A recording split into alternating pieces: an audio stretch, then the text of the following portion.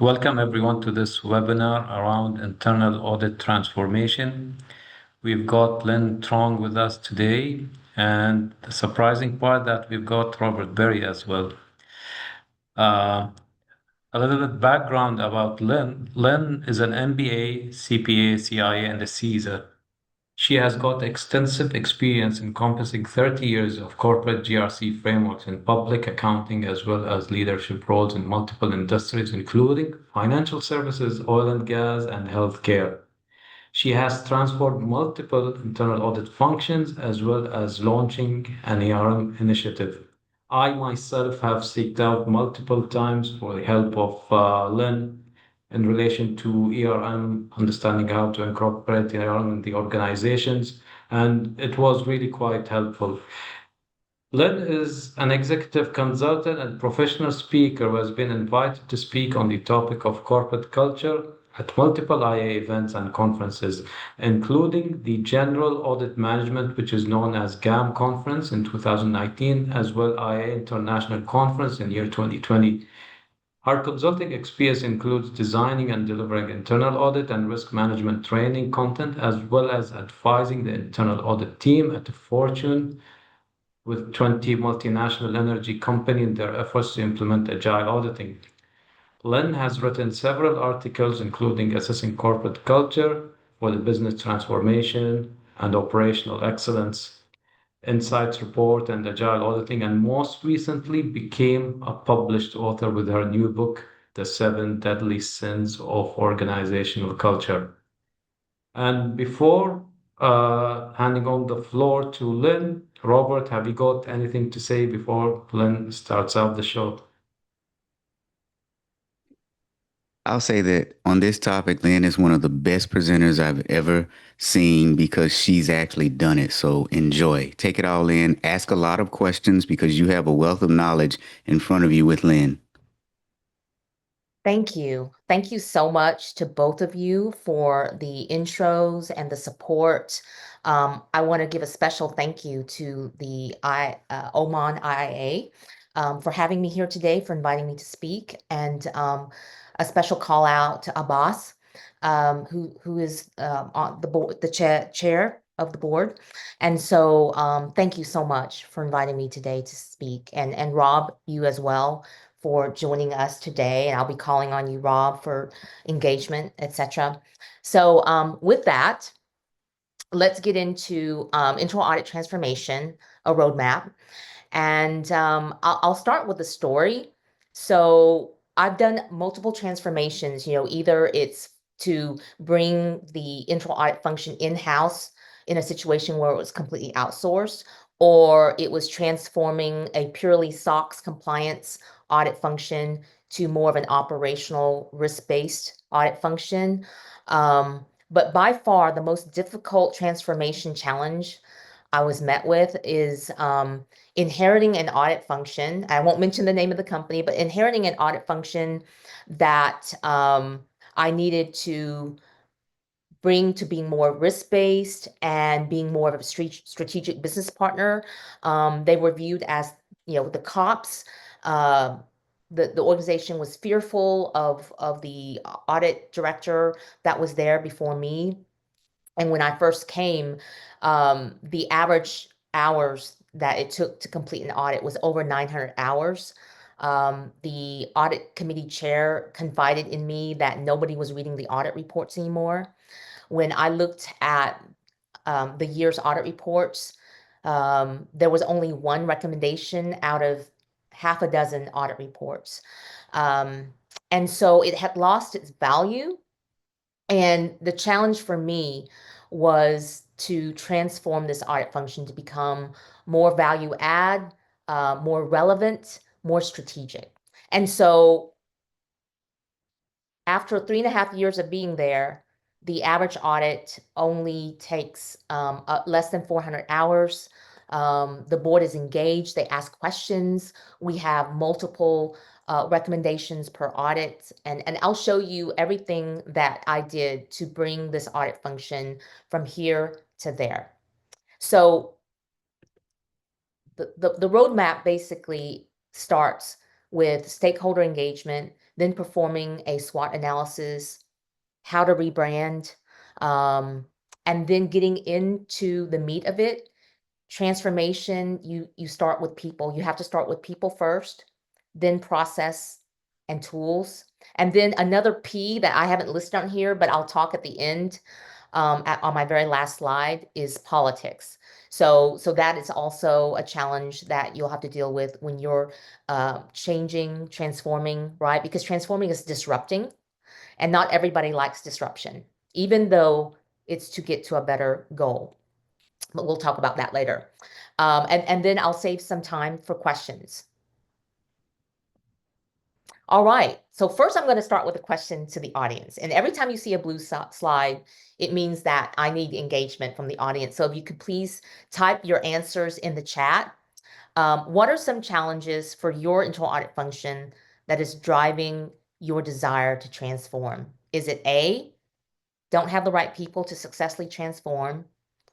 B, audits take too long to complete? C, findings, observations, and/or recommendations are not impactful?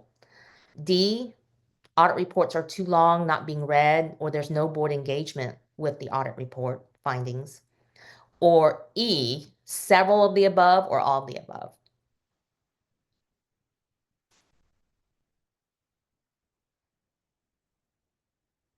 A lot of E's. Does that surprise you, Rob, that it's mostly E, several or all of Not the above? surprising at all. Limited resources, okay. Audits take too long. We got a singular B there. Oh, several B's, okay. Good, all right, thank you for responding. So let's begin our journey of this transformation. What did I do first when I got here? The very first thing I did was engage with the key stakeholders.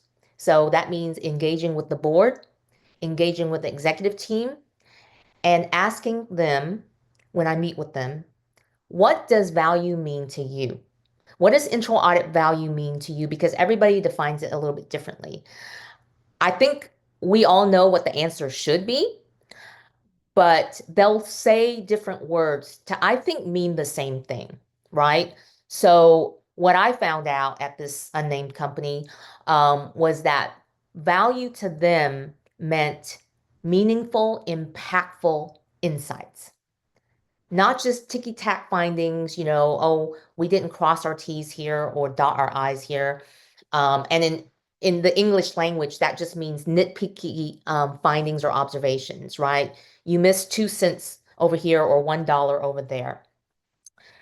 But you're talking to the board. And so what do they care about? And what does the executive team care about? So you have to find out what value means to them. So we'll get more into that later. And then how are we going to measure or determine when this value has been delivered, right? Because you want to be able to show that you have indeed met, achieved, delivered that definition of value. So it's very important up front to lock that down and find out when do you think that box will be checked?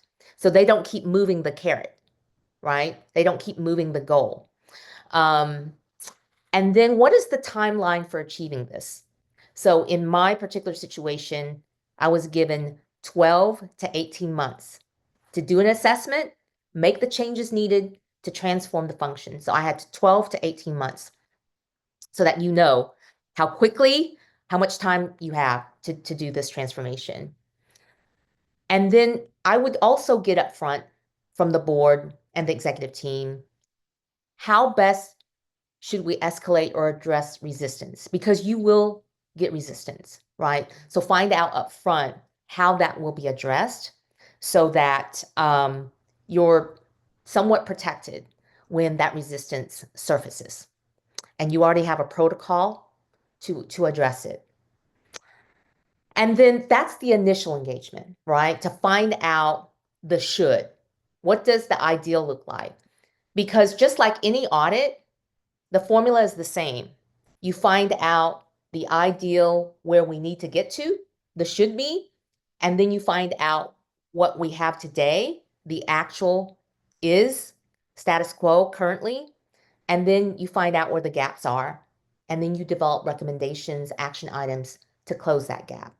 That's every single audit, and that's how transformations work as well.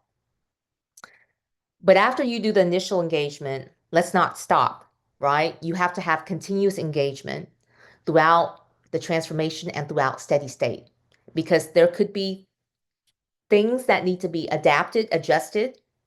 And so you'll need to know what potential changes you need to make throughout the transformation and steady state. So schedule recurring, this is what I did. I scheduled recurring one-on-ones with the CEO and each executive.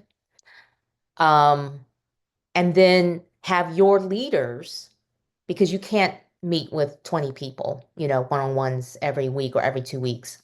So have your leaders also schedule one-on-ones with the executives' direct reports, so middle management, right? So everybody gets a little bit love from the layers of your internal audit team, and it's good for professional development too, for your leaders, right? To get to know middle management and develop a relationship with them, because everything's about relationships. And then I also had recurring one-on-ones with the audit committee chair, because that person represents what the board wants from internal audit and from this position, okay? The second thing I did was to find out where the gaps are. So I did an audit of the internal audit function first. So I did a SWOT analysis: strengths, weaknesses, opportunities, and threats. So what are we doing well currently? And then what are we not doing well currently? And so I interviewed the board to get their perspective of what they felt were weaknesses. I interviewed each of the executive team member to talk about, what we're failing at, the current department. And then also with my own team members, right? What their views. So 360, the board, my peers, the executive team, and then my subordinates. And the questions that I asked were, what is going well? So that would be the S in the SWOT analysis: strengths. What are areas for improvement? Or the W, the weaknesses. And then for the areas of improvement, what does improved look like? Okay, so getting more specific about what it means to be successful in making that change or addressing those weaknesses. And so when I did the SWOT, some of the weaknesses that I found at this company were that each individual auditor was doing their own one-man audit. That's how it was done before I came. So auditor number one would be doing XYZ audit, and then auditor number two would be doing another audit, and they would do it by themselves, just one man, one woman. And so they didn't have a team that worked together that could consolidate different perspectives, different strengths and weaknesses, different experiences, different skill sets. So all the weaknesses of this one person would show in the audit, right? If they weren't strong in that area, it would not be a strong audit, etc. So it was siloed within the company. And then I also saw a different silo. It was siloed as an audit function, because there was rarely any engagement with the business outside of audits, right? They only showed up when there was an audit, time to audit, and then there would be a meeting to kick off, and then a meeting to present the audit report. That was it. There was no continuous engagement.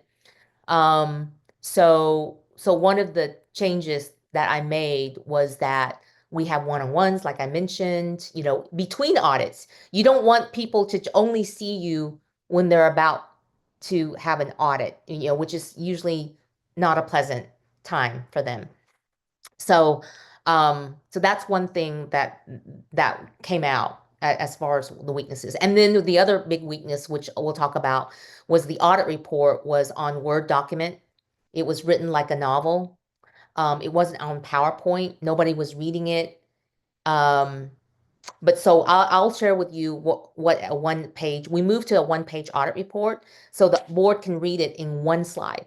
And I'll show you how I did that and what that looks like. So rebranding the audit function, right? So there's a new sheriff in town. I hate to use sheriff, but there's new management. Have you ever driven past a restaurant, you know, that has a bad reputation for bad food, bad service? And then one day you drive past the restaurant, it says under new management, right? Oh, okay. So let's try it again, right? Because maybe the food is better now, the service is better because new management. So what I did was actually develop a vision, mission, and values. Um, Thank you, Rob. Yes, quick wins. What are some quick wins? You know, so about to get into that, but I developed vision, mission, and values for my team. And I aligned the values with the company's values, but I translated the company's values into what that means for an internal audit function or what it means for a senior auditor. So a lot of the company corporate values are very generic. They're like one word, you know, integrity, accountability, right? So what does integrity mean for our internal audit function? And so I spell that out. And the mission was basically to be a best-in-class audit function. So then I didn't keep it to ourselves, right? Because transparency builds trust. And so I socialized it with all the business leaders.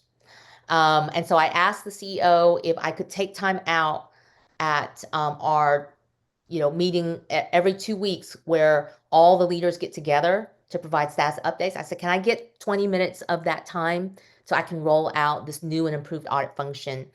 And he said, yes. So that's how I socialized. This is how things are going to be from now on. This is what I'm committing to you. This is what I heard from the board and the executive team on what they want. And so this is the consolidation of those interviews, and this is how we're going to achieve it. So this is good in several ways. You know, it starts a blank new piece of paper for the people out there in the business that have given up on internal audit. It's like, oh, you know, internal audit is bad or they're not bringing value. So here you get a new clean slate. And it also tells the board, because I also presented the SWOT analysis to the board to say, this is what I'm going to need. These are the resources I'm going to need to change this team around. These are the tools I'm going to need to buy. So I need the board to approve more money for me. I need more training and development, you know, dollars. So it sets the stage for what you need from the board to approve in terms of resources. And then the other things I did, these are the quick wins that Rob was talking about, was I did lunch and learns where we invited people for pizza. You know, I used some of my budget dollars to buy pizza and show them here's the new way of doing audits. Here's how we'll engage with you on a regular basis. So every year in May, you know, Internal Audit has the awareness month. We would do an open house and we would have food and drink, some games, but always with some knowledge about, you know, how internal audit does things or about risk, you know, ERM, et cetera, because I was also responsible for ERM. And then we did a ton of special projects, right?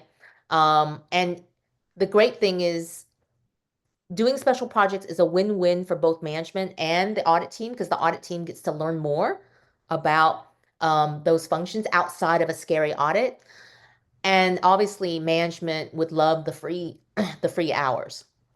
And so what you can do is actually count up the number of hours that your team spent on special projects every year and show the board how many hours you spent doing management requested special projects. And everybody is going to be smart enough to calculate in their mind, oh, you did what 1,000 hours of special projects. Well, if we were to hire an outside consultant or an outside firm to do these special projects, you just saved us $50,000 or $100,000, right, with these special projects. So it's another quick win that you can get. And everyone is responsible for relationship management, right? Not just this position, but you empower your people to go out, reach out, develop relationships at the other levels. Okay. So just a quick overview of the roadmap that we'll be talking about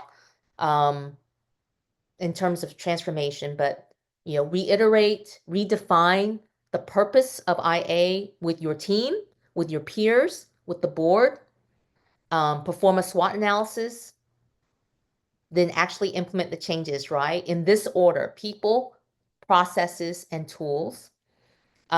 Stakeholder engagement, obviously we already talked about that.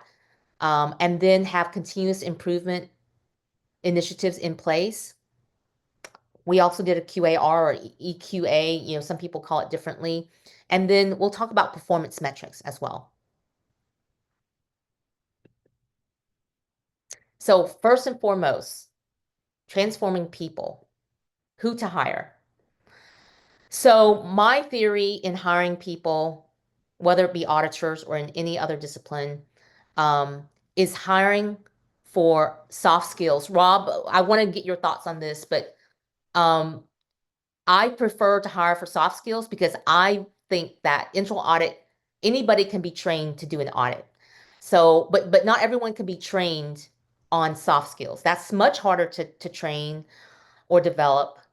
And that's why I prefer to hire for soft skills. What are your thoughts on this? Your ability to talk to people is the most important skill that you have as an auditor. Because I don't care how smart you are, if you can't convey a thought or a point to someone very concisely, then it's game over because they're not going to like you. People like working with people that they feel like they can relate to. So if you have people that are very smart but are socially awkward, you're probably going to have to, well, you're going to have to do two things. One, try to upskill them and get them to be more social. And if they can't do it, you have to just terminate them. It's no good for your entire department. Yes. And so Rob did touch upon a difficult decisions that I had to make in transforming the people part, but not everyone survived the transformation at this company, right? As a matter of fact, if you compare the organization chart that I was given on my first day to the organization chart that is there today at this company, I would say there are only two people left that are from the original org chart. So it's going to require tough decisions, but that's what's necessary to make this transformation. So what are the soft skills we're talking about? I know that Rob talked about communication skills, but also critical thinking, analytical skills, ability to influence, relationship building skills, and adaptability, right? So adaptability, what does that mean? So even if an auditor has been trained to do audits one way for the past 10 years, but you see that they're adaptable, that they're willing and able to pivot to make a change to doing audits a different way, those are keepers, right? Um, but if there are people that are stuck on just one way of doing things and they're not willing to change, then that's a problem. You can't train that. You can't fix that. So I'll give you an example of hiring people that are not traditionally auditors, and it worked. But I have hired a marketing person, somebody that used to work in marketing, into my audit team. And he was so good at influencing people and building relationships, right? Because that's what it takes to be a marketer. That he was excellent as an auditor because those strengths were the strengths that were needed to help him succeed as an auditor. And I just trained him how to do audits. So that's an example of somebody who didn't have previous audit skills that became very successful as an auditor when he made that career change. I've also hired people that have never done ERM, but they were such strong critical thinkers and had such strong analytical skills that they were perfect in, you know, managing all that data, all the risks and interacting all the risk and creating, spreadsheets and adding up the numbers and the rankings to come up with it. But anyways, so try hiring people for the soft skills. And you can incorporate these soft skills into your interviewing questions, right? You can ask behavioral questions. You can ask HR to help you develop questions that can tease these skill sets out. Training and development obviously can help refine or optimize some stale skill sets. And then I would build these skills, soft skills, into the performance evaluations. So, they need to know, your team needs to know that they'll be graded on these types of skills, not just how well they audit. Okay. So I got ahead of myself.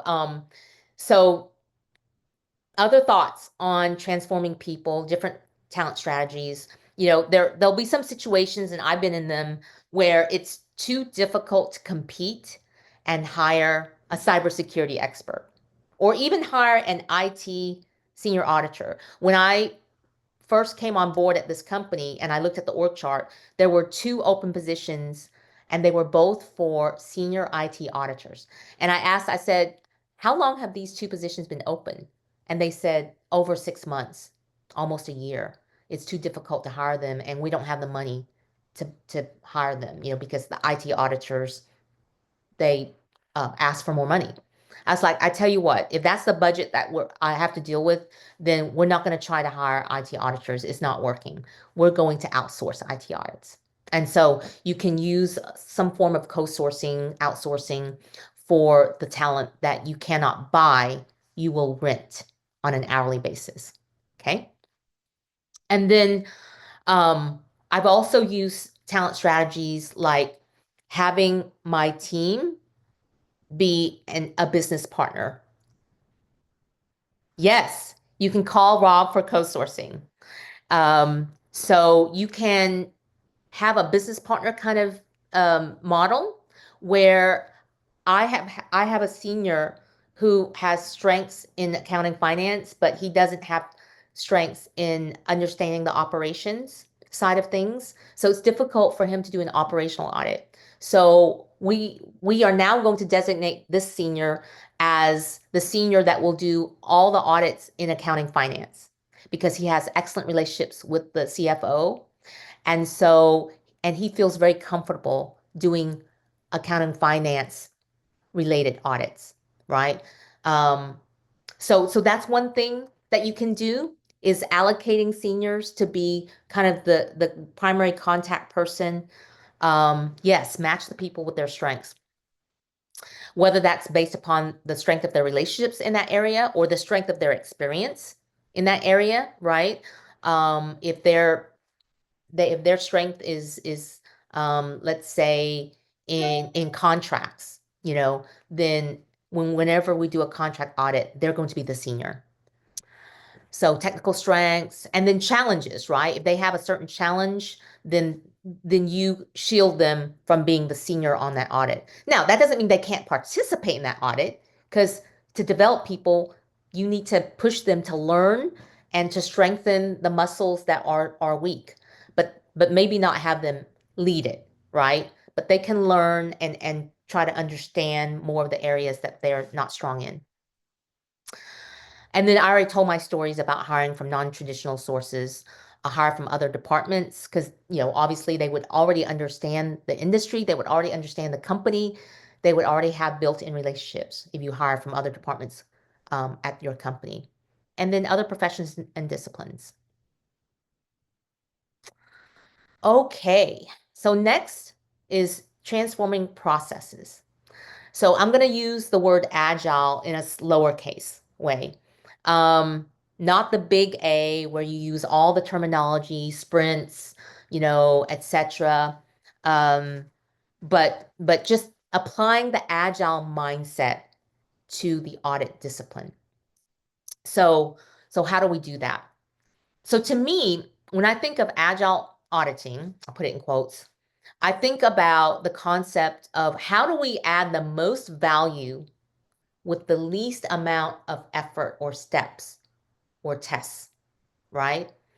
And the way that I was able to do this at my previous companies was to first, because at this company, I was not only over internal audit, but I was over enterprise risk management too. And even if you're not over enterprise risk management, you can collaborate and partner with whoever is over the ERM to find out, okay, if the company's ERM is linked to the strategy, right? Because you start with, okay, what's the company's strategy?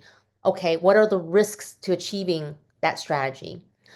Then if you get the top risks, you focus your audit plan on those top risks. And then once you begin an audit engagement of one of your audits on your audit plan, you only focus on the key processes. So you have to define what key processes are. And we'll go through an example. And then if you only focus on the key processes and you look at the list of key controls for those processes, you would only test the key controls. And you're asking yourself this question throughout this process. How impactful is this control if it fails? So is it a key control, right? Or not? And then are the right things being done in the right way to achieve management's objectives? So we'll go through an example here.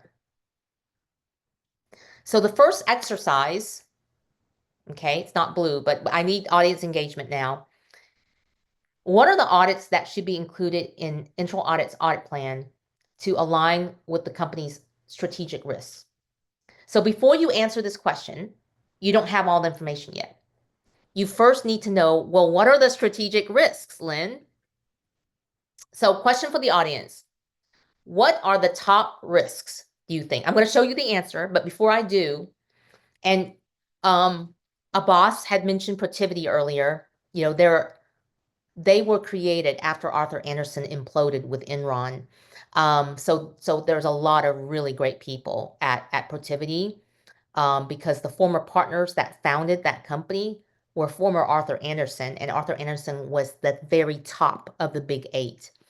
So Protiviti does a survey every year. I don't know if you're familiar with it, where they interview board members, they interview chief audit executives around the world, and they come up with the top 10 risks. And the next slide is going to show you the top 10 risks. But I want to know from the audience, please put it in the chat.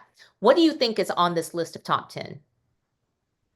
What top risks? I'm going to look at the chat, see digital disruption, okay. Cyber threat, okay. Data privacy, I like that. That's a safe choice. HR, supply chain, good stuff. Okay, so oil price, third party, I like that one. I have a feeling that one's on there. Okay, are we ready for the answers? Changing customer preferences, yes. So let's go back to this answer from somebody who said HR. So when I first came to this company that I was talking about, I looked at their enterprise risk assessment so I can find out what the top risks are, so I can, put together my audit plan according to the top risks. And one of the top risks that was listed was HR. And I was thinking to myself, I need more information. I need to understand what the risk statement is, because the name of a function is not a risk, right? So I think what they were trying to tell me is the risk is talent management, and HR is the function that is primarily responsible for hiring, right, talent, onboarding, etc. And so whoever said HR, using different words, you can see that HR-ish or talent management risk is on here multiple times using different words, okay? So number one on this survey was economic conditions. Number two was cyber threats. So yay to the person who said cybersecurity. The third one, third ranked, is the ability to attract, develop, and retain talent. Okay, I'm going to shorten it. The next one is talent and labor availability. So both of those, the function that's probably responsible for mitigating this risk is HR. So whoever said HR, kudos to you. But for an auditor to know exactly what to put on their audit plan, we really need to dive into what is behind the function. What is the risk? So not what is the name of the function that's responsible for mitigating the risk, but what is the risk statement? And then the third one is also something that HR would be able to impact the most, which is increases in labor costs. And then you can see here the last five, which I won't read everyone, but you can see here disruptive innovation covers the person who said digital disruption. So excellent answers. Thank you for participating. Now, back to the original question. If these are the top strategic risks to companies all over the world, what should we put on our audit plan? In order to add value and be relevant and have our internal audit hours and efforts and budget dollars be directly related to what keep executives and board members up at night, right? So based on these top risks, what audits should be on the audit plan? So please type in the name of the audits that you think should be on your audit plan. I'll put the risks back on here for your reference. What type of audits would you have on your audit plan? So Lynn, let me ask you, isn't the real answer to this, it depends? Yeah. Because what I would do is I would have themes. These are the themes that we're going to audit this year. We're going to audit some things around cyber, some things around human resources. And then, like you just said, drill down. So, for example, if a theme that I have for my year is cyber threats, something as small as information security training actually falls up under cyber threats. So everything that you put on your audit plan can fall into a theme that goes back to something that's important to your executives. Because I want people to understand that what you're talking about here, it's it's the mechanics of building a good audit department, but it's also fulfilling psychological safety needs of your stakeholders. Because when you tie everything back to what's important to them, they feel like you actually get them and you actually are on their team. And so it's not just building the audit processes to be better, it's making them psychologically view you as a partner. Absolutely. Thank you for adding that. So unless you're in government, right, where there are no bonus plans, but the vast majority of my career was in corporate America, where we all got bonuses depending upon whether we were able to achieve the company's strategic objectives and goals.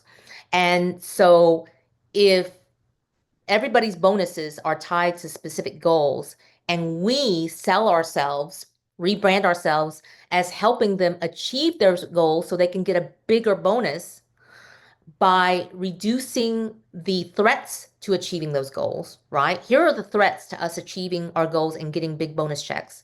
We are going to audit and try to help you improve the processes and be better at mitigating these threats. We are your business partners to help everyone get our bonus checks, right? And what's not on here, this list, this one-dimensional list, are the interactions between the risks.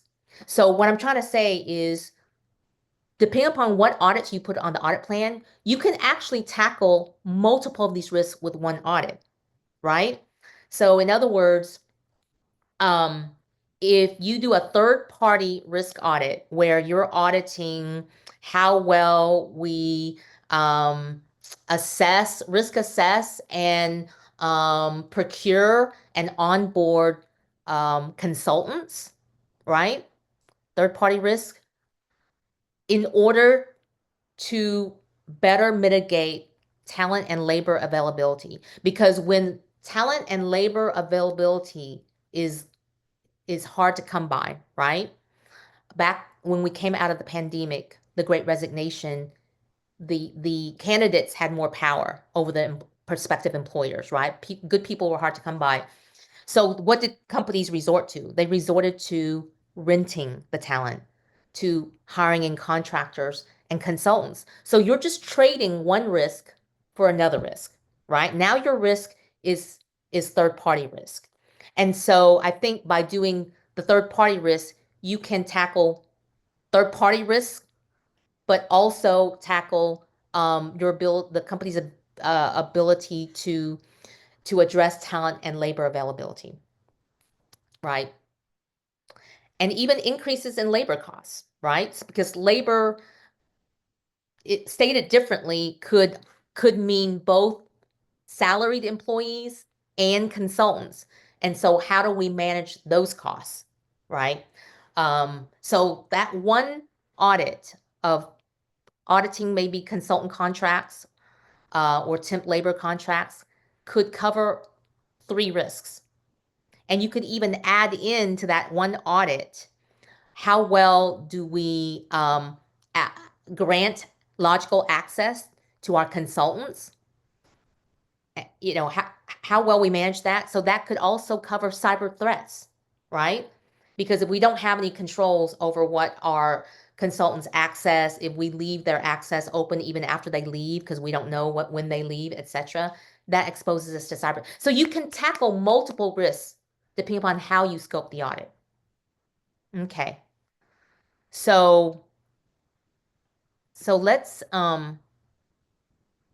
now move to how we link the top risks to the processes that we would include in our audit plan. So we have cybersecurity, talent management, third parties. And I've listed here some key mitigation processes because remember, I was over both internal audit and ERM. So if I needed to know what mitigation processes in the universe that my internal audit team can pick from to include in the scope of their talent management audit, I would just have to knock on the door of one of my direct reports, the ERM manager, and say, hey, ERM manager, give me the list of ERM mitigation strategies from our ERM program for talent management, for cybersecurity. And then I would hand that over to the internal audit team over these audits and say, let's take a look at the processes that were listed by the executive management team as the key processes they told the board would help mitigate these risks. And let's audit the effectiveness of these processes. And then we can tell the board and management, hey, you told us that these were the risks that keep you up at night. And then you told us that these were the processes that you believe are effectively mitigating these risks. Let us tell you independently and objectively whether these processes are functioning effectively or not through independent testing. So that is the value proposition here, right? They are sleeping well at night thinking that these processes are functioning well to address these risks that are standing in the way of them getting their big bonus checks. And we will tell them whether they can really sleep good at night or not, and what to do if these processes are not functioning as intended. Does that make sense? Okay. All right. So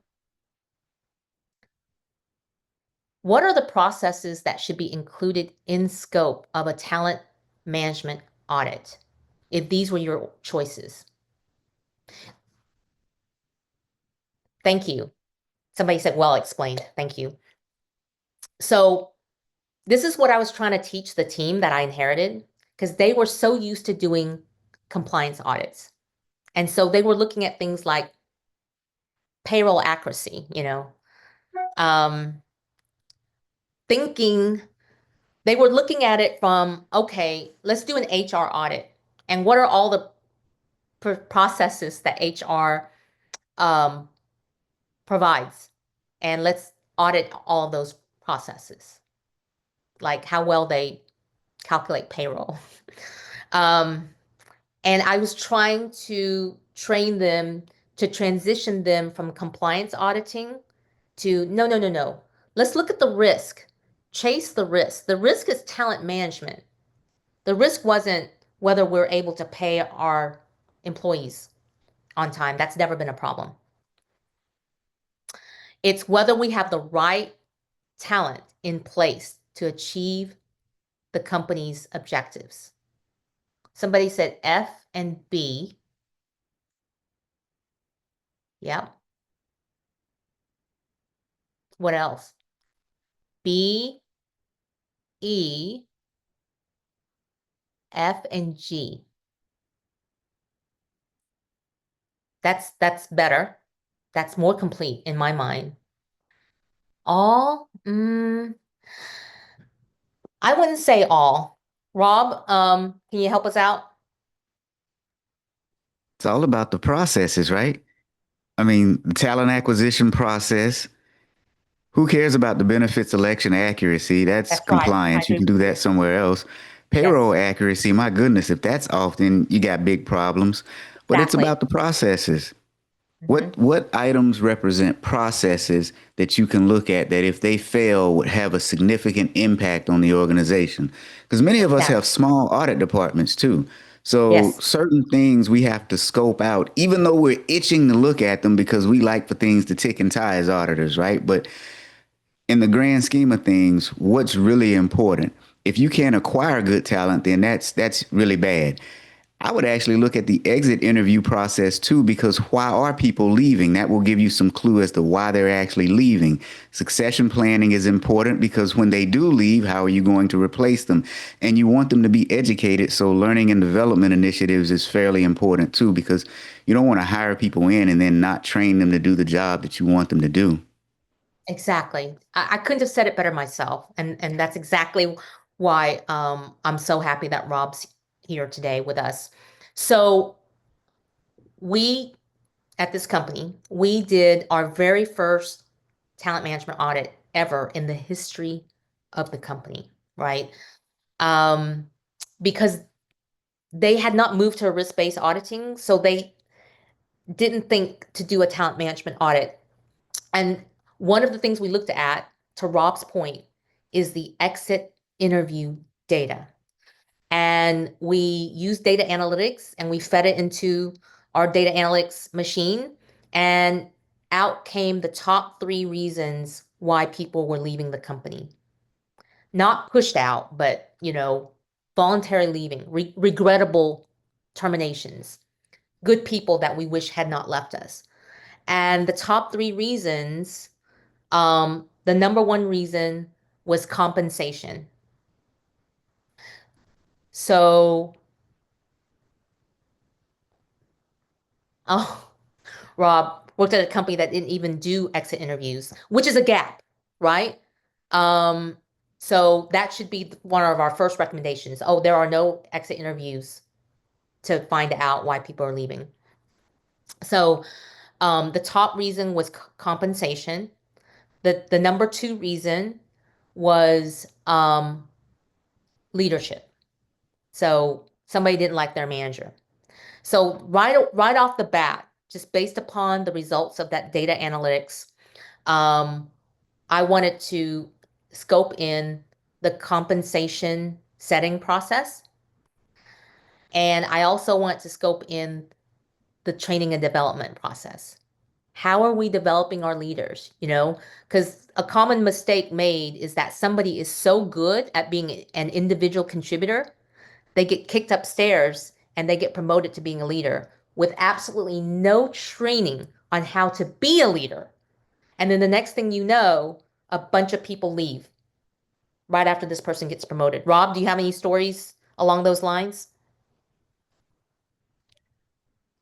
Quite a few.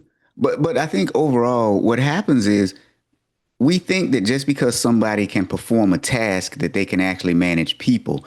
The managing of people is a skill set in and of itself. So we promote people because they've been able to do these set of tasks really, really well. not realizing that once you get into a position of authority, you're no longer doing those tasks. You're managing the people who are doing those tasks.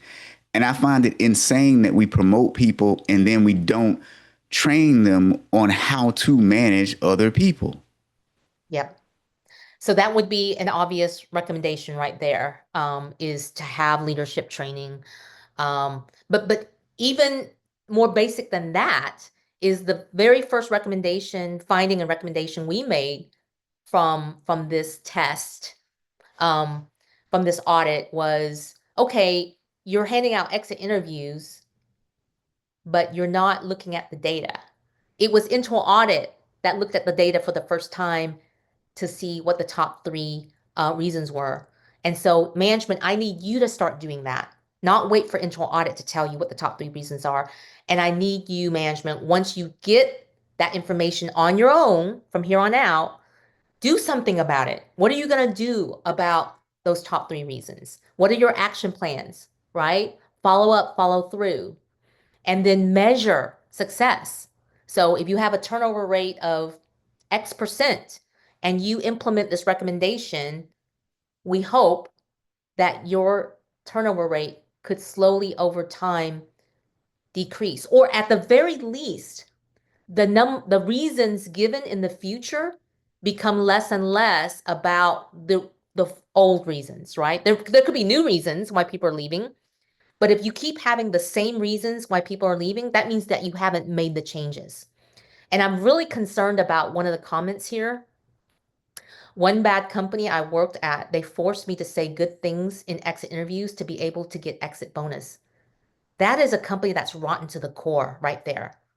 And whoever, be glad that you're leaving this company, right?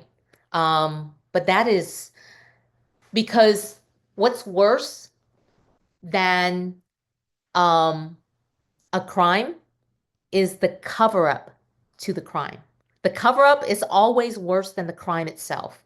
And so this company, whoever they are, was trying to hide the rot. So they wouldn't get caught. Oh, somebody said I'll choose the bonus. Oh, yes. I'm sure you were joking. I'm sure you were joking. Okay. I'm checking my time here to make sure that I leave time for Q&A at the end. So we will move on, but this was a great exercise. But here are the answers, or here are my answers, okay?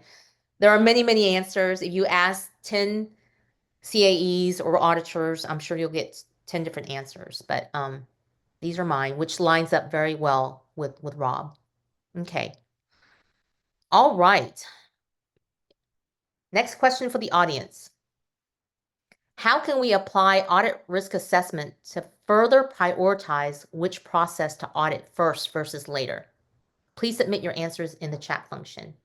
What type of audit risk assessment attributes should we apply to this list of processes? Because everybody has limited resources, right? We have small audit functions. We have all these key mitigation processes to audit. How do we choose which ones to audit first? What takes priority? What takes urgency? Somebody said RBAP. RBAP. Let's see. Risk-based audit planning. Oh, okay, okay. Okay. All right. Hey, I passed So that test. so this is my answer, okay? So this is just my answer. There are many, many ways for you to do this. What I did was, obviously this is the company strategy. It drives the risks. Then we further break down each of these risks into the key mitigation processes. I just listed some examples here. And then I added some audit risk assessment attributes to further help me prioritize. So I'm going for the processes that have the highest likelihood to fail if we were to audit, right? Because I'm not trying to be a mean person or a mean auditor. I'm trying to help management tackle the areas that need to be improved the soonest, right? Which ones need internal audit to help move it up and improve the processes today, now.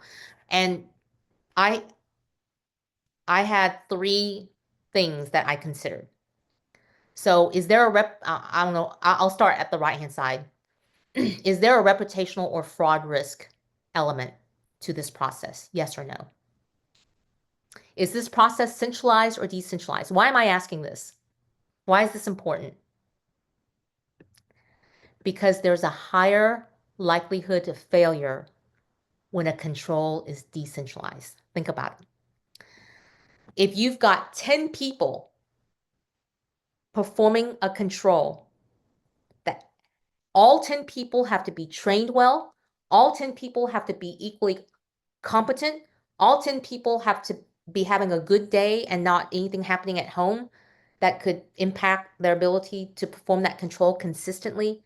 But if you just have one person to rely on, right, to train, to make sure they're doing well, there's a much higher likelihood of failure when a control is decentralized.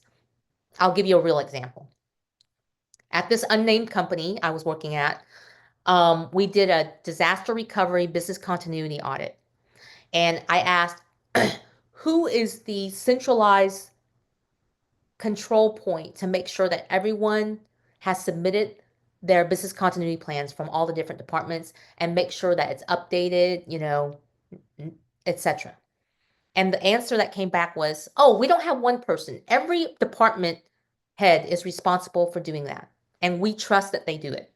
There's not one person that goes around to make sure that this happens throughout the company. And I was like, ugh, yikes.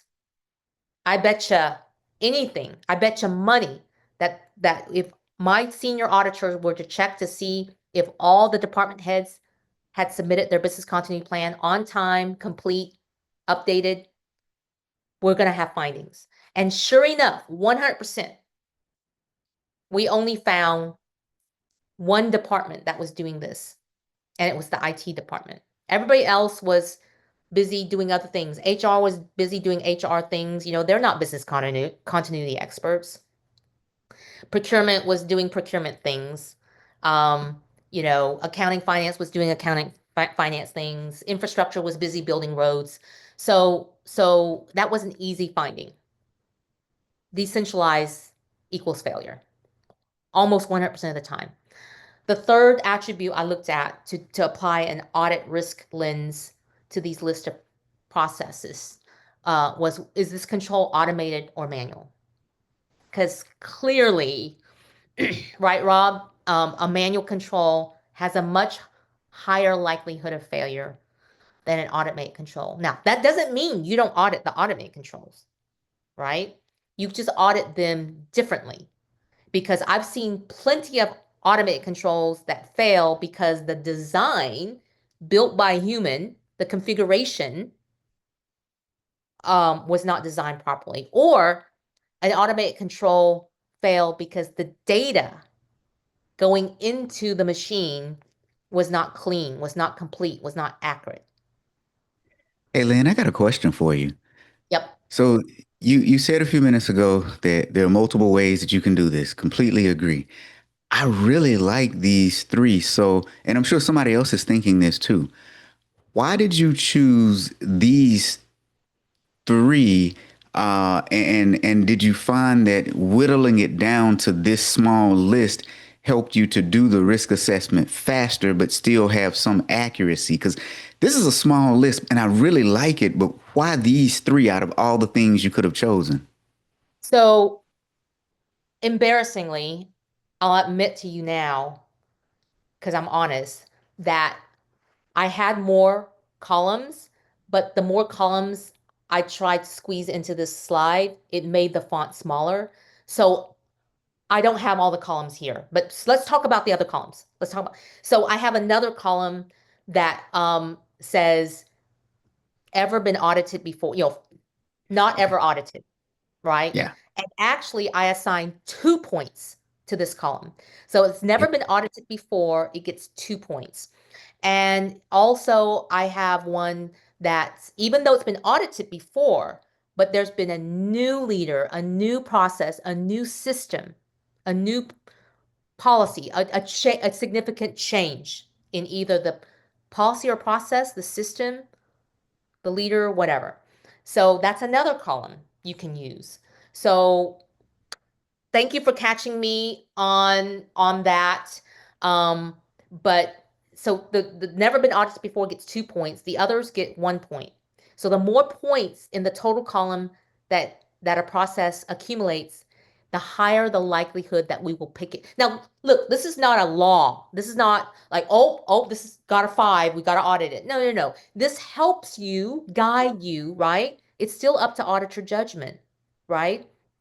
So Rob, I'm interested now. What column would you have put on here that you don't see? So I have a 10-point scale, I think it is. And audit history is definitely one that I use, but I also use fraud history, and I break it down a few different ways. So I ask, has there been fraud in the last 5 years? If the answer to that one is yes, then I ask, what was the impact? So, what was the dollar amount? And then I tie that to the overall financials of the organization. Because you can see if you had a large fraud that occurred within the last 5 years, something might be wrong. You still need to look and clean up those controls. Now, if you hadn't had a fraud that happened that was large in the last 5 years, it might be okay. What else do I look at? I look at the size of the function as well, or the process. So if it's a revenue generating function, how much revenue does it bring in? If it's an expense function, how much is being expended on that function for a given year?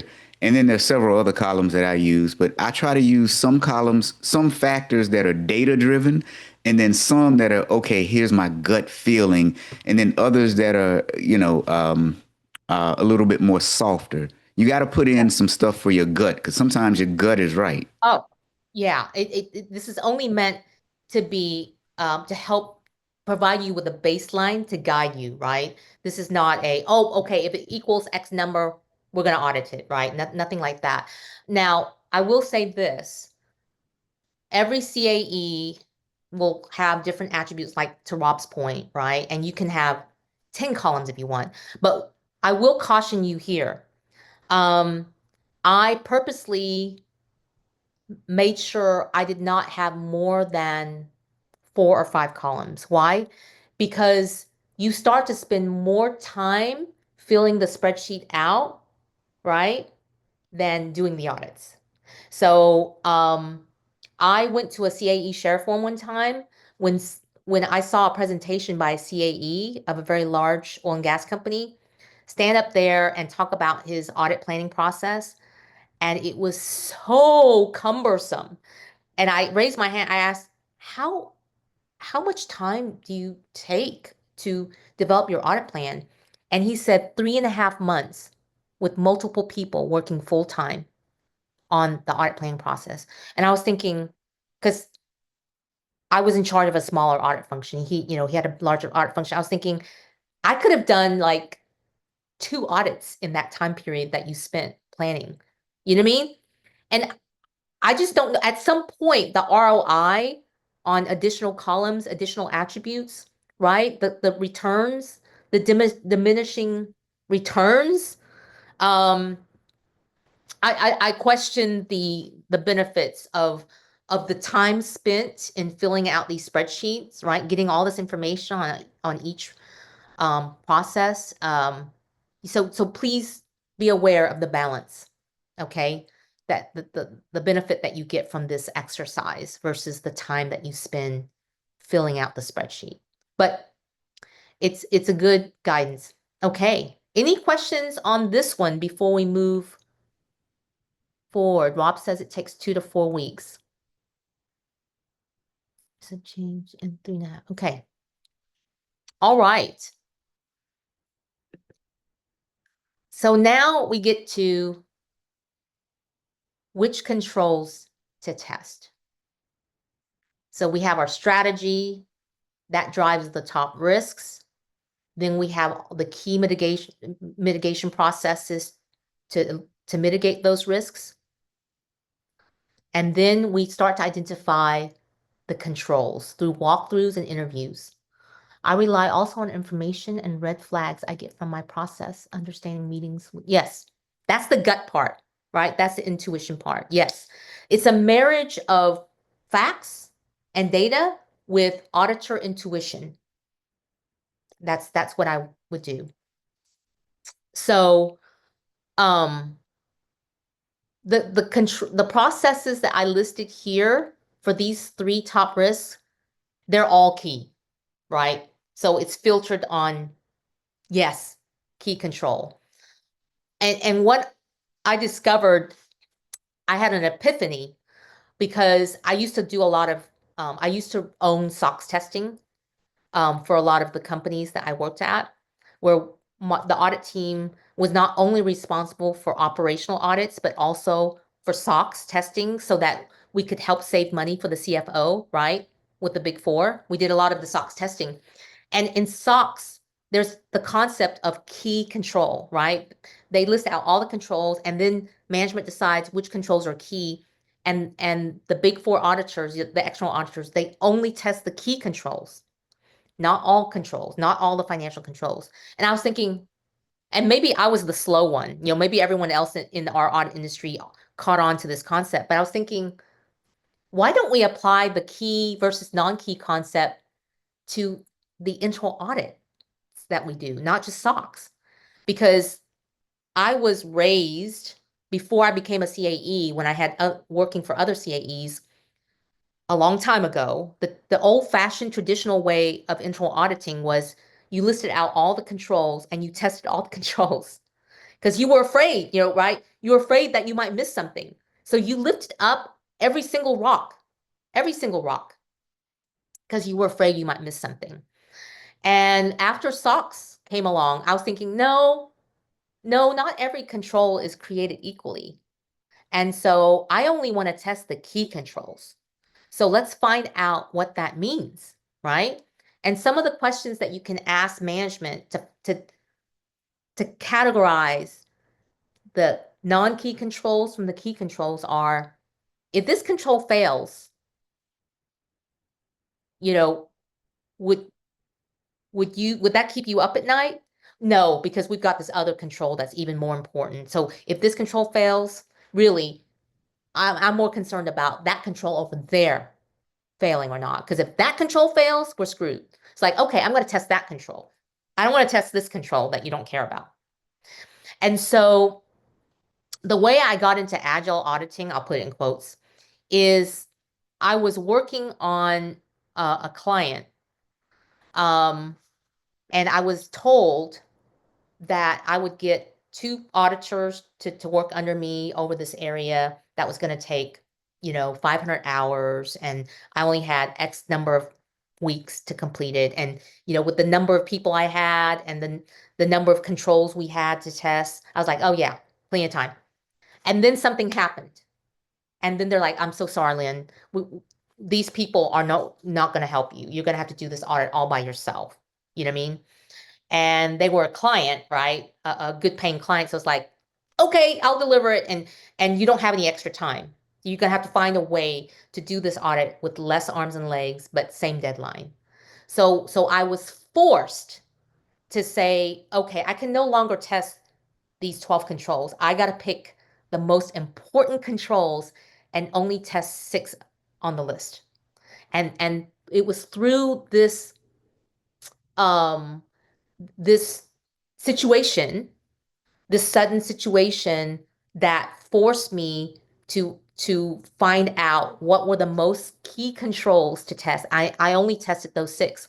And in the end, I found out that had I tested all 12 and one of the non-key controls failed, nobody would care, right? It wasn't that impactful to the risk.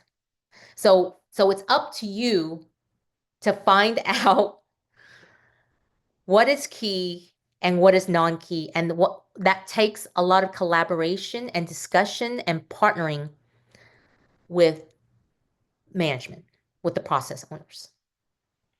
I still have nightmares surrounding SOX testing. Yes, I do too, Rob. Right there with you. Okay, so let's put this into practice. What are some key controls?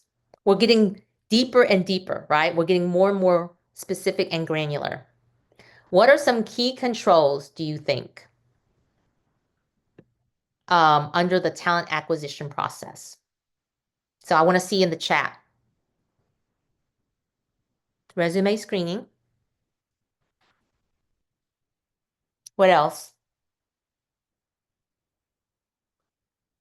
If there are 50 people attending, then let's get 10%. Let's get at least 5 answers. Background check, okay. Candidate evaluation criteria. Shortlisting, okay. Job request is determined in advance. Okay, all good, all good. Panel scorings. Okay, good stuff. All right. Job descriptions, updated job descriptions. Yes. References, if you are in a country that allows that, right?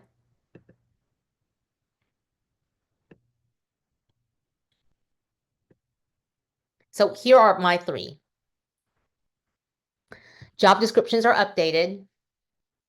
Jobs are posted in a timely manner. Compensation is competitive. So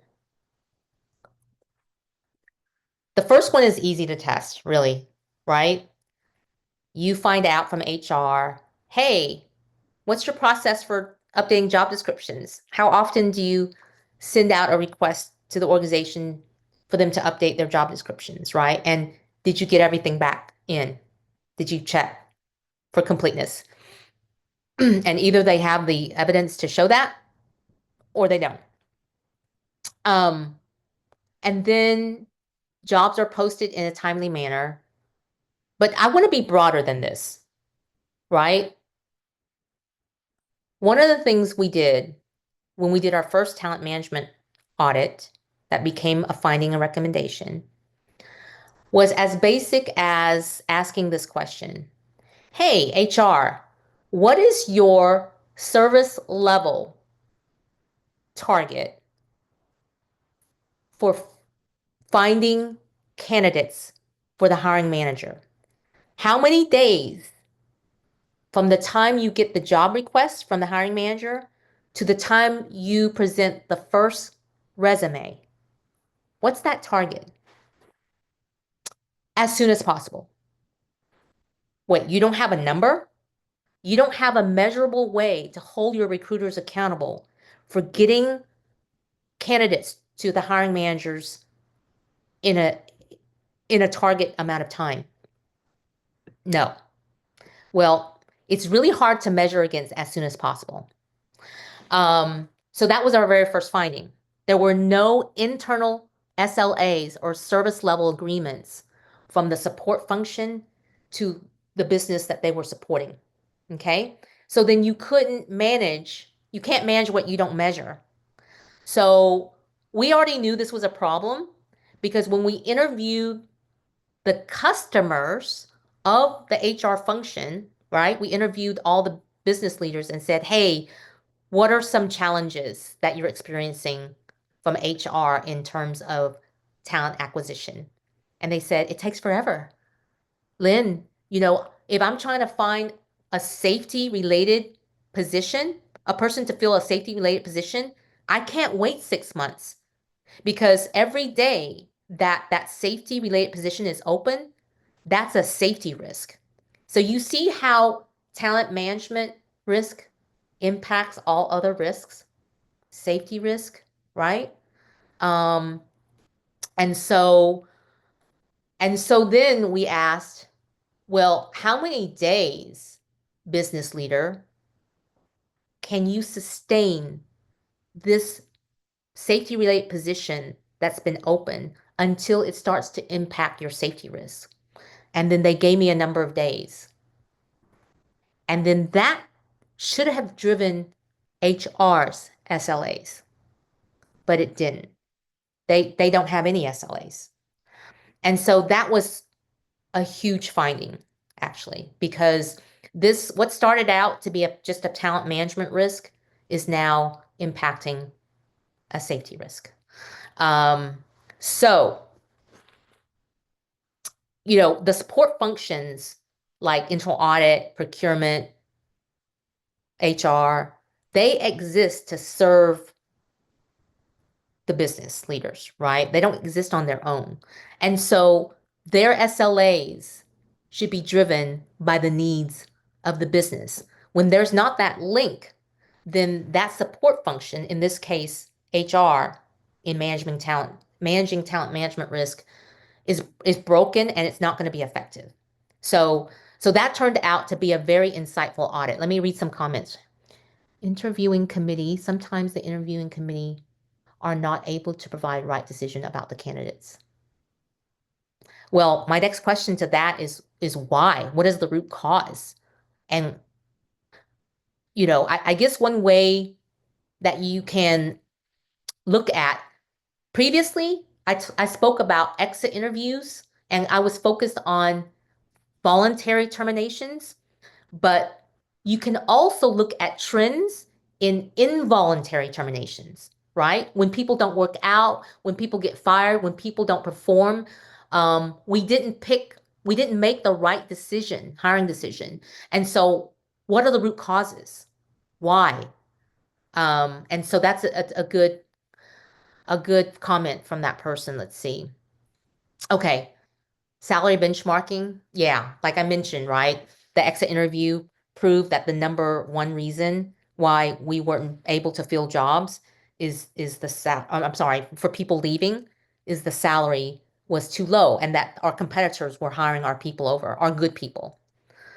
So this is a very impactful audit. You can address many multiple risks with this.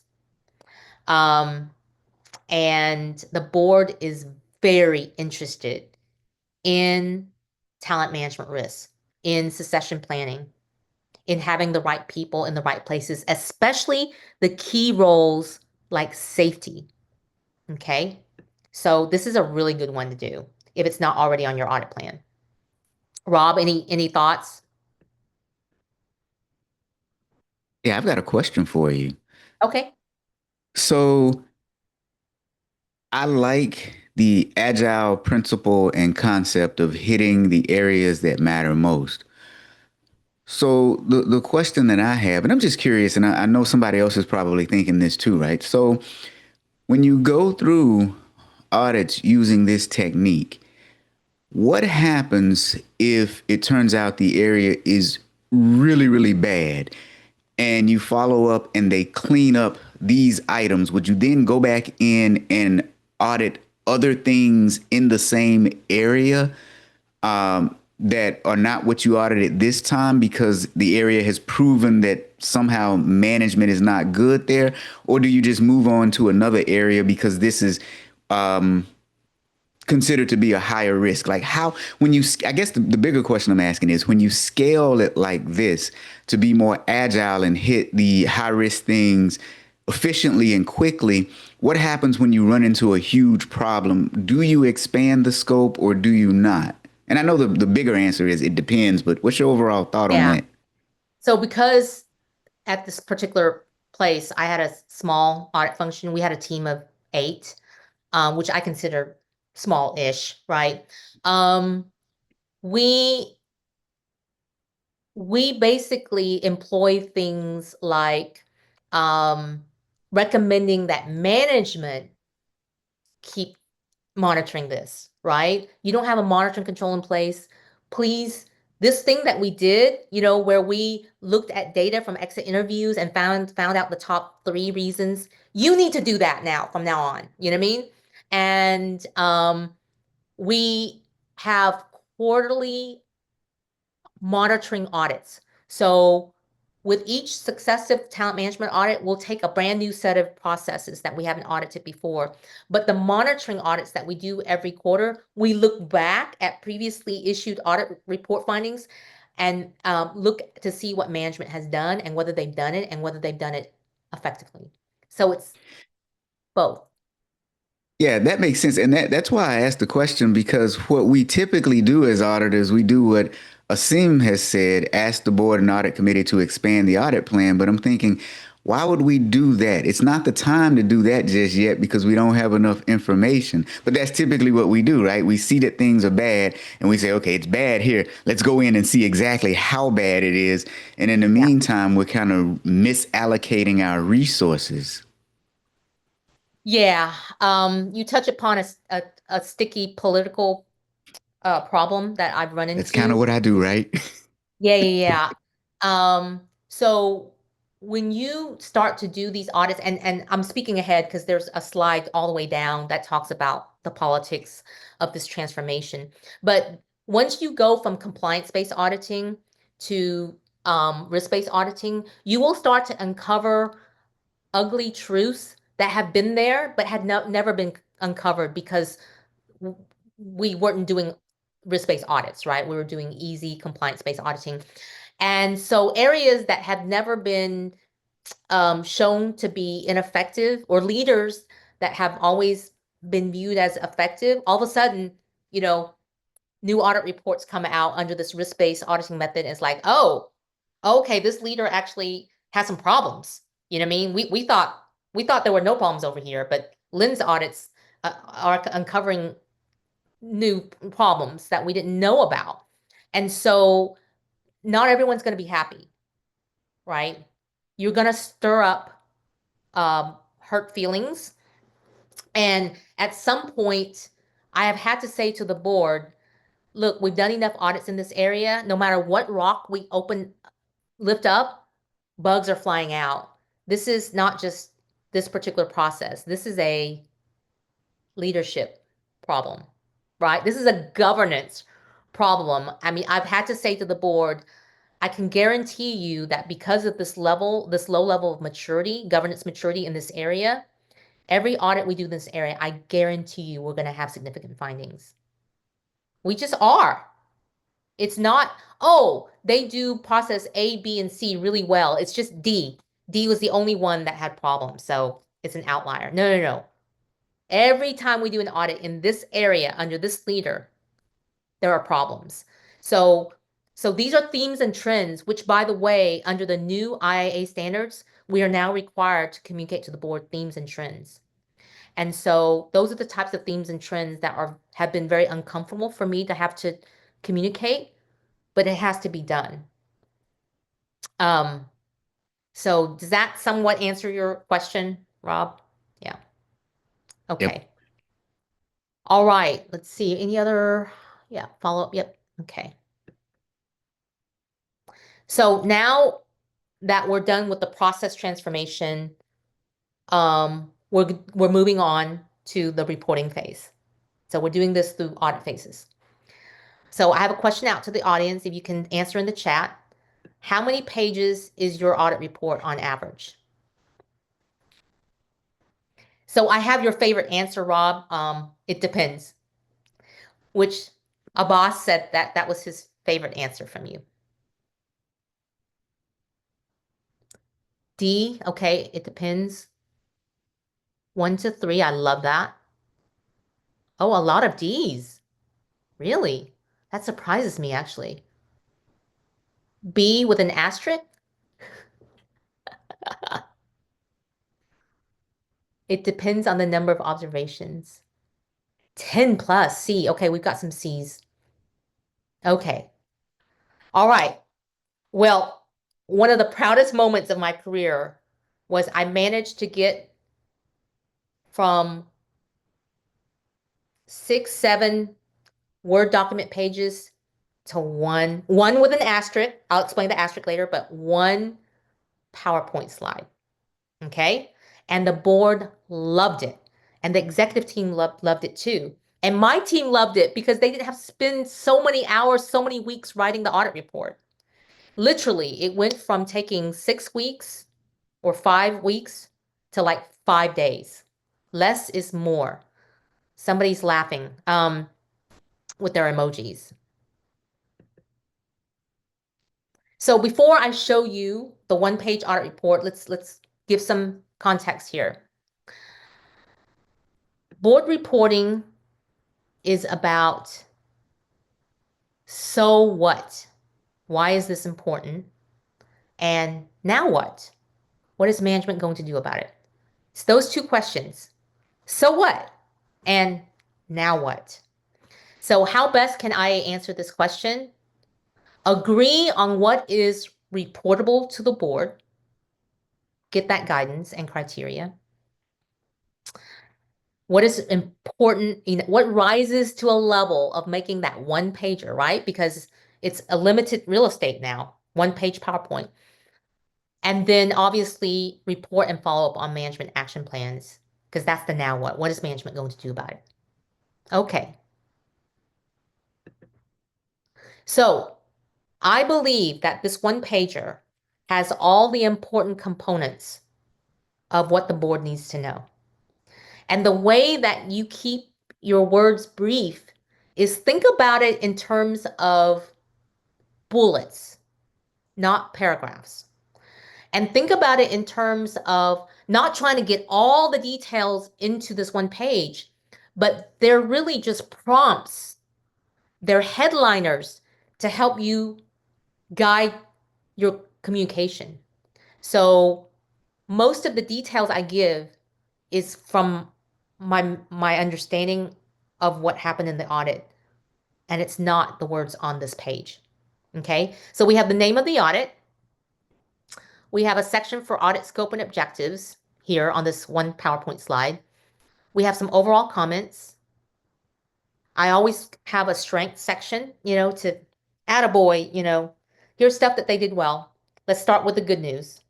And then key observations. I've never gone past 4. Well, 1, there's not enough room to go beyond 4 observations, but it forces you to be agile. It forces you to do an audit within 350 hours per audit. And so it's not like you can do 100 tests, right? You're just testing the key controls, and you're only reporting on the things that the board has given you guidance on. Here's what we want to know about. So all the other observations that you found, they're not wasted. That is communicated to the executive team during the exit interview. And there's a list of things we want to tell them that went wrong. But there's only 3 or 4 from this list that's going to go to the board, because this is what the board cares about. So the executive team gets all the observations, and the board gets a subset. And that's how you fit that in here. And then this is my favorite part of the one pager. We list the top risks from the ERA with the corresponding colors, green, yellow, red. Well, there's really no green, right? Because we're only going after the yellows and red risks. So the reader can immediately see which top risks are being addressed by this audit. And then we have a list of audit procedures. This is optional to me. I don't think you necessarily have to list the audit procedures. I decided to. And then obviously this is the now what, which is the management action items and dates. And then instead of a ranking of inefficient, efficient, I'm sorry, effective, not effective, it's so binary. And in life, there's too much gray. I instead use a process maturity level where I tell the reader how mature this overall audit process is. And what I use is from Audit Board, but you can use whatever process maturity framework that you'd like. So this is very specific here, right? It's yes or no. I mean, are the controls automated? Are there procedures, and it has it broken down into 4 different pillars: procedures, controls, metrics, improvement mechanisms.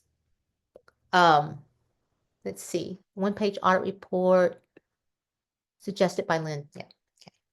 So the asterisk is you can have more pages, obviously, if they are graphs.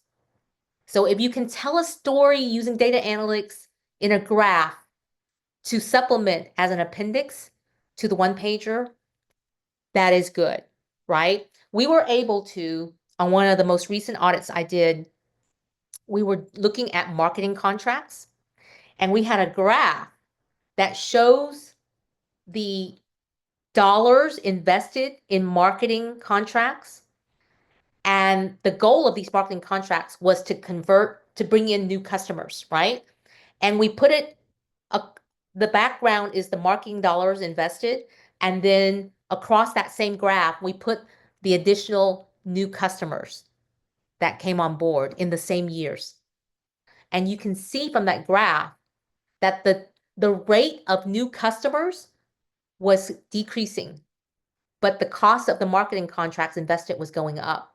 So you can clearly see that the ROI, the law of diminishing returns, it was starting to hit. And we were able to provide that insight that management did not provide to the board. We did, using data analytics, to show the board that we're not going to tell you what to do, okay? We're not going to make decisions for you. Of course not. I wouldn't step on management's toes. But this data, this insight could suggest that we pivot either away from those contractors, or we realize that we reached a peak in this marketing strategy in getting new customers on board, and that we can use those marketing dollars better elsewhere. So these are the insights that my team was able to provide using data analytics. So to me, this was less controversial because I've worked in audit shops where we called, an audit report over the area. We called the entire area ineffective, or, it was very controversial, and it caused a lot of, fighting. Here, it's just matter of fact, you're either low on the maturity curve or you're high on the maturity curve. Okay. Any thoughts on that? Let's see. Pass-fail language will make people mad. That's right. Thank you. I've started implementing this template for the regulatory mandate. It saved me a lot of time, and audit clients love it. Thank you. So, what is reportable? I provided my team with some criteria. Every CAE is different. This is just mine.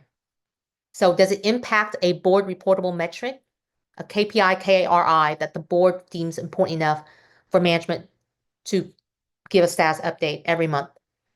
Or does it impact a key service level like safety, right? That talent management, so many vacancies in the safety area was starting to impact their safety metrics. Does it have potential impact to other strategic initiatives? So if you're finding a big problem with the company's ability to govern data, right? Everything you touch, the data is incomplete and inaccurate, and the company's in the process of implementing a new ERP system, I would say that that's important, right? Because the data that you're finding in all these audit reports that's incomplete and inaccurate, that theme, that same data is going to be injected into this new expensive Ferrari of an ERP. So I think the board needs to know about that. Fraud or impacts reputation, that's very important to the board, right? They don't want to be the ones at the board table when something hits the newspaper, right, on their watch. Pervasive or recurring governance theme or trend across the enterprise or in a specific area. And financially material, however you define that at your company. I also want to add that I usually map my observation to the organization scorecard to make it more relevant to the management. I love that. I love that. And I'll add to that. So when we do our follow-up, or we call it monitoring, but follow-up audits, I had my team give a graphic of how compliant or how well they were meeting their own business metrics before the audit, and how well the business was meeting their metrics, their own metrics, after they implement our recommendations from an audit. Now, it takes a very long cycle to be able to show that, but it's completely worth it because it shows you graphically the impact and the value internal audit has to the business metrics, not our metrics, to the business metrics before and after implementing audit recommendations, assuming there were no other variables, right? If the only thing that's changed is the change they made because of our recommendations, you can tie that directly to internal audit and take credit and show the board how valuable you are, you and your team. Question for the audience. What are some common root causes of audit findings or themes, trends across audit reports and areas? Please submit your answers in the chat function.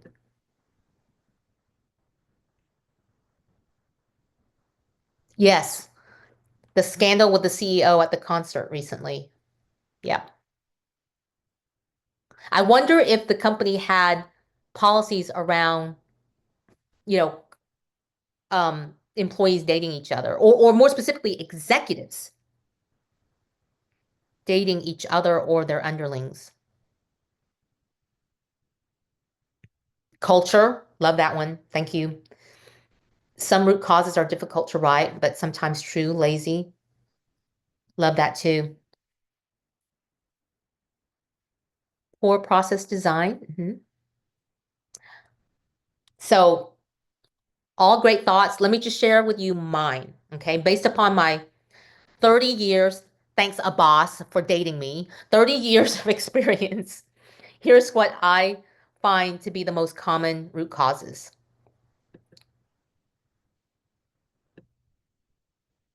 Lack of defined standards and expectations, otherwise known as employees didn't know the what. Lack of relevant or outdated standards. Employees didn't know the why. Lack of relevance, like why are we doing this policy or procedure? Lack of procedures, SOPs, training. Employees didn't know the how. Lack of ownership or accountability. Employees didn't know the who. Lack of prioritization. Management didn't have the resources to implement. Lack of management monitoring. Management didn't know or didn't care to know whether something was working well.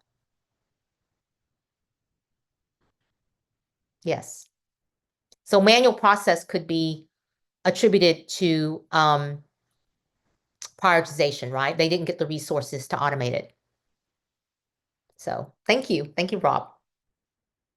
All right, let me check the time here. I want to leave at least 10 minutes for Q&A at the end. So the last thing to transform are tools. We've done people and processes. Last one, tools. So implement GRC software, automate your work papers and work paper approval workflow, leveraging data analytics in all phases of the audit. I gave you a real example of how data analytics can be leveraged in audit reporting. Yes. Absence of second line of defense, that's monitoring. To me, that fits into that category. Leverage AI. Rob, I want you to speak to this one. Leverage AI to research, to understand new risk areas and processes, note-taking, producing narratives, process flow documentation so the human being doesn't have to do that. AI can help you ask better questions, obtaining benchmarking best practices, developing your RACMs for you. So Rob, can you speak to this a little bit? I have to use the restroom really quickly. Okay, so Rob, I'll be right back. Yeah, so we hear all this talk about AI and how it's going to take auditors' jobs. And truthfully, I joke a lot and I say it won't, but it will to a certain extent. Those of you who don't know how to use it will find yourself without a job. I developed a platform called Audit Leverage. It's artificial intelligence that helps us work harder or faster and better. And I programmed it, but all of these things listed here is what it does. You can use AI to help you research an area before you go into audit because, well, we don't know everything. It's not our job to know everything. It's our job to be able to ask really good questions and get information from our clients so that we can perform process assessments, right? But AI, most times what we're using AI for now is to just help us write better. What are you guys using AI for? Are you using it and what are you using it for? Because most people are just throwing stuff in it and saying, help me write better. You can use it for research. You can use it to help you produce a risk and control matrix. In Audit Leverage, we can give you a risk and control matrix on almost any process in any industry in about 10 seconds. You can use it to help you do root cause analysis. I built in a module where you pretty much say, this is what has happened. This is what I think the root cause is. And the system will walk you through evaluating that root cause to see if it's accurate or not. So AI can help us work faster. The faster we move through audits, the more visible we are in the organization. It's all about getting information more timely. So Abbas use AI for AI. Abbas has used audit leverage. Yeah. So I'll just say this real quick because I see Lynn is back. If you want a demo of audit leverage, just message me. Yes. Thank you, Rob. And thank you for the restroom break. It was much needed. Yes, I also use audit leverage and it's been fantastic. So it kind of saves your audit staff team that first, right? That first 40 hours of doing research and developing RACM. Now, it obviously requires human intervention, right? So AI provides you with that first initial research and baseline, but then you need to review it and customize it, et cetera, et cetera. Okay, so question for the audience again. How are you currently using AI for internal audit use cases? Is it A, not currently using AI in IA, using AI to develop narratives and process flows, using AI to build risk and control matrices, using AI to develop impactful questions for audit interviews, several or all of the above?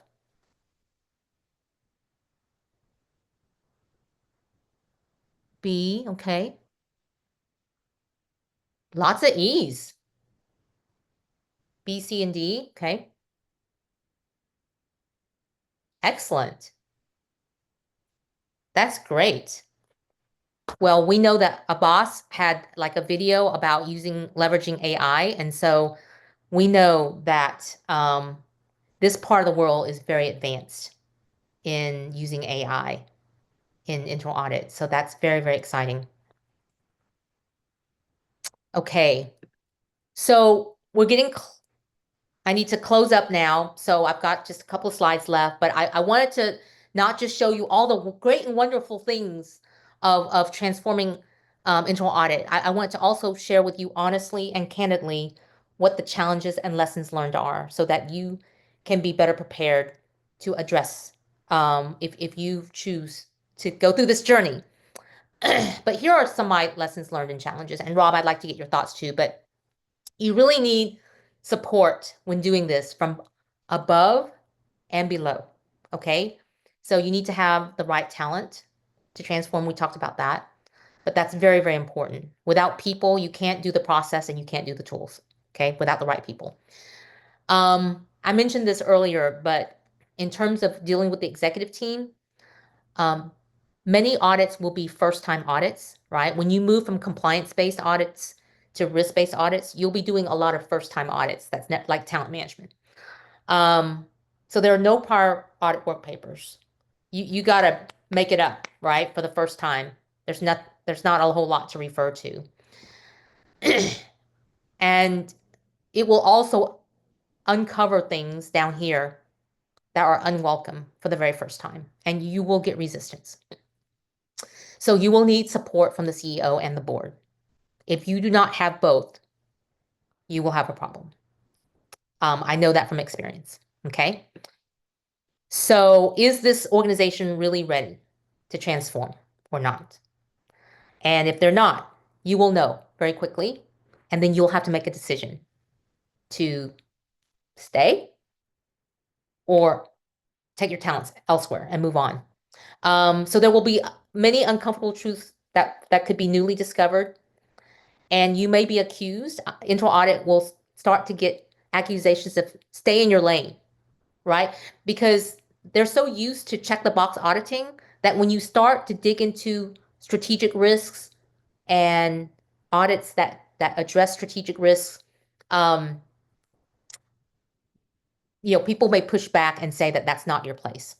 So I would say lean on the audit charter, lean on the board's mandate for you on that.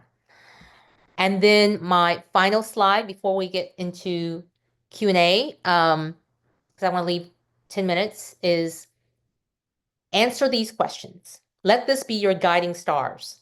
What are the organizational objectives? What key processes can internal audit help to improve to facilitate the organization's abilities to achieve their objectives? Rob's wise words there in the chat. And it's about both, is the organization doing things right? And more importantly, I would say, is the organization doing the right things right? Doing the right things. So it's both. Is the organization doing the right things right? Because if you do compliance audits only, if you just take their policy procedures and make sure that they're following their policy procedures, they could be doing the wrong things correctly all day long without moving the needle in achieving the organization's objectives. So you will add value, you will become strategic business partners when you start digging into the second one. Are they doing the right things right? And then finally, it's more than complying with rules. It's also, are these the right rules to follow? And are there any rules that are missing, right? That need to be included.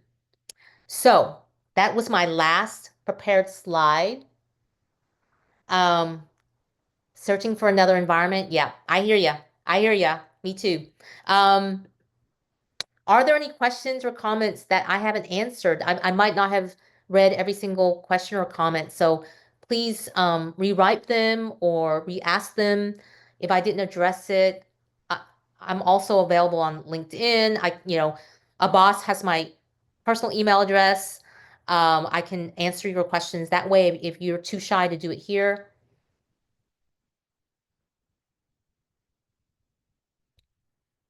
I'm looking at the chat for how about any There, thoughts? Because, yeah, go ahead. there's a good question in the chat. How to survive if you face the situation of not getting support from both parties, the board and the CEO? What would be the plan? I put my answer in the chat, but I know you have experience with this as well. So, Mm. Well, you have to make a decision, right? You have to make a decision of, and it really depends honestly on where you are in your life. Like how much freedom, how many options do you have? Do you have the option to walk away right away? Not everyone does, right? So if you don't, then I think, first you try to sell the value, but if that doesn't work and you're told to stay in your lane and keep doing compliance audits, then I think you start to look for an exit strategy while you're keeping the team going, right? Just business as usual. And then I think you yeah. need to make an exit.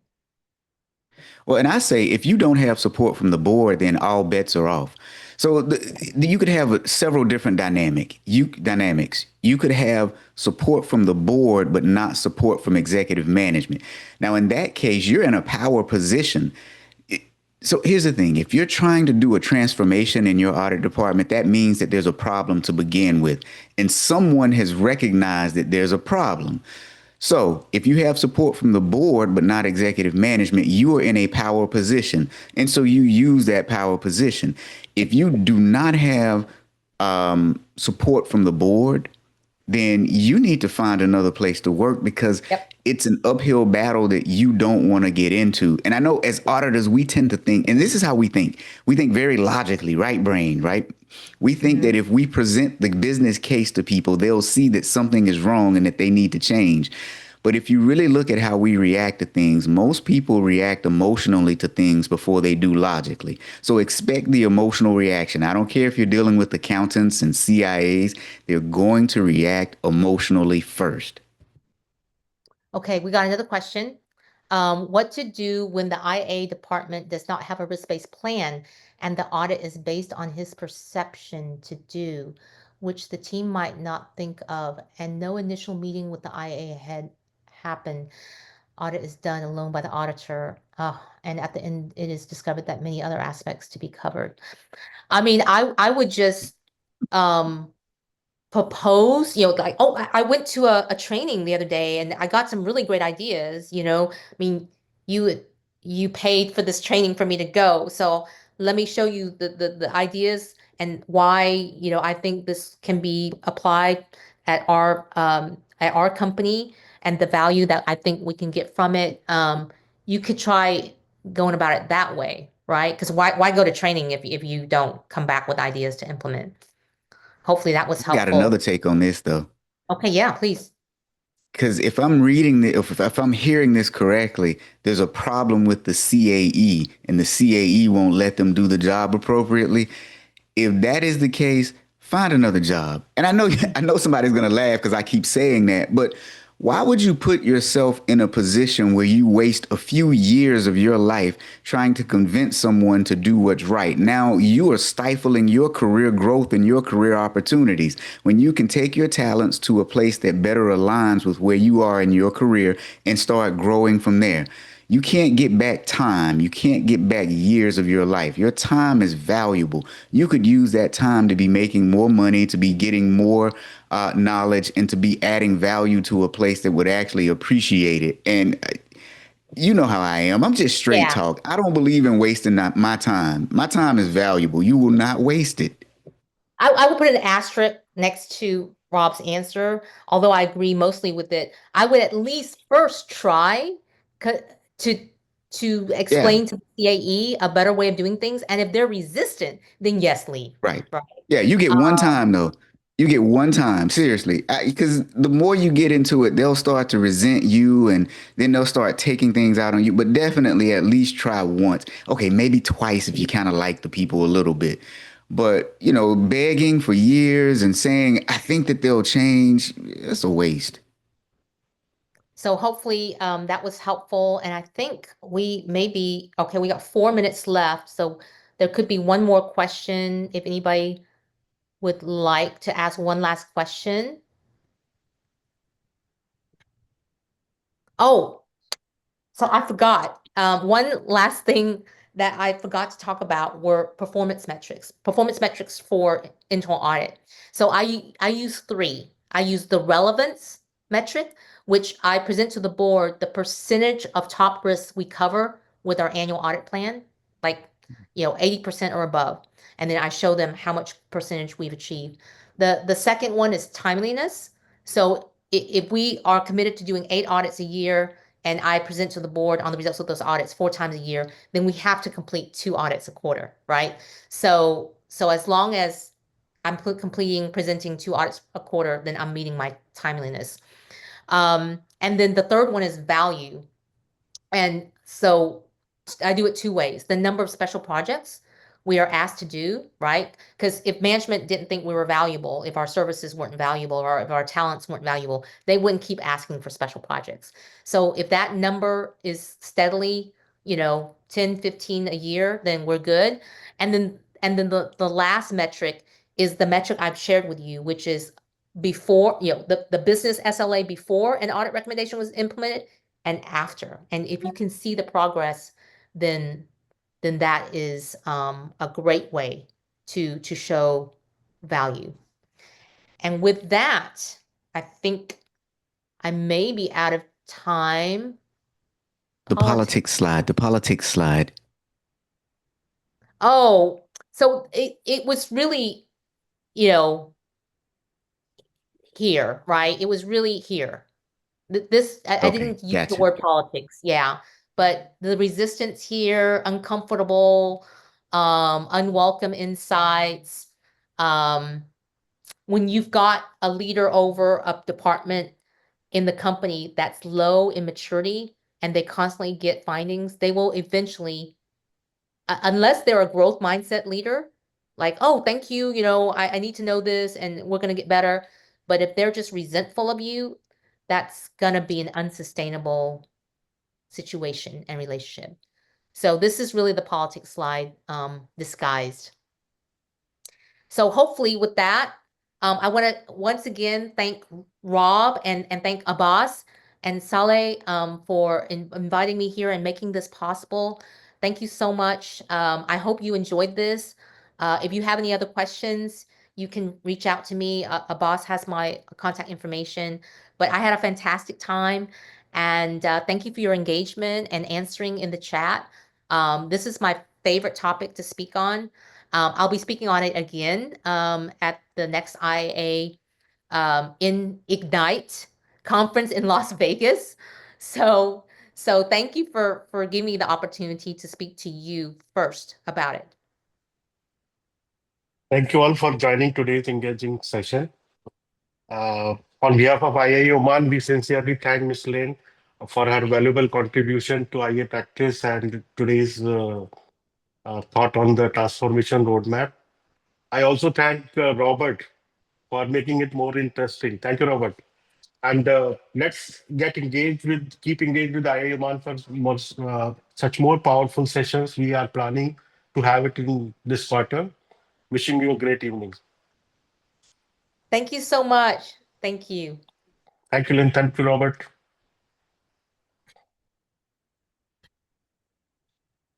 So, thank you.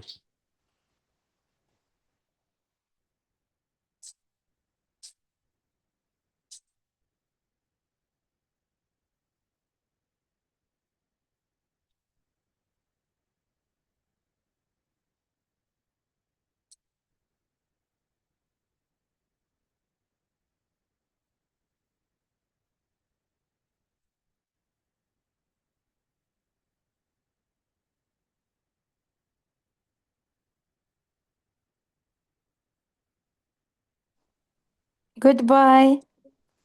Bye-bye. Bye.